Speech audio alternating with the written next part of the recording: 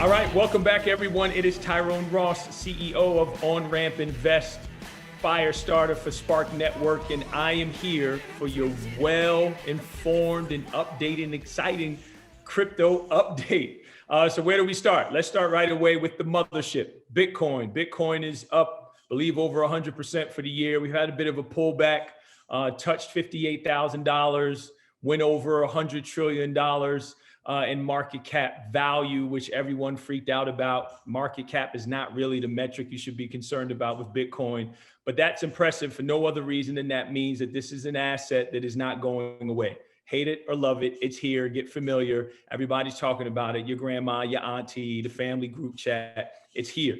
So what does that mean? It just means that if you are dealing with a new asset class or you are dealing with a new investment or something speculative, guys, just be careful, educate yourself.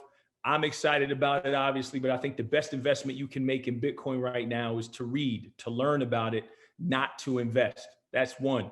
The second thing is, if one more person texts me about NFTs, non-fungible tokens, and NBA Top Shot, right, that they're able, these are just essentially digital basketball court cards right now that folks are buying for their kids, and the prices are out of control. People are paying $500,000 for Zion dunk and all of this other stuff. Again, that's the Ethereum blockchain, but it just proof positive that we've reached critical mass here, right? You get mass acceptance before mass adoption. Crypto is developing right in front of our eyes. We're very early with this.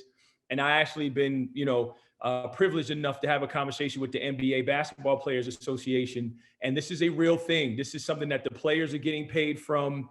People are getting getting the ability to have digital collectibles and have a one-of-one that only they own. This is really fascinating stuff.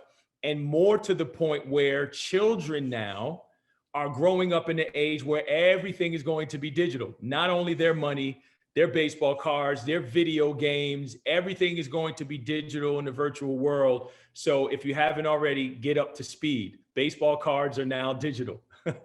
And the last thing is, I got to go back to my, my trends or updates or predictions for the year. If you go back to that, one of the things that I spoke about was how broker dealers or a large RIA was going to have a large amount of crypto on their platform that they are working with to guide their clients.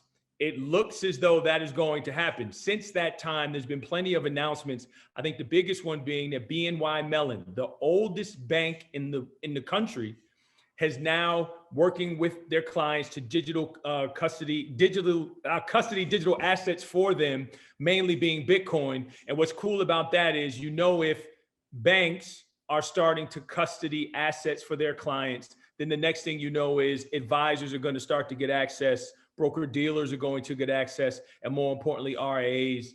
And as a CEO of a company that is building around that same solution, I could not be more excited.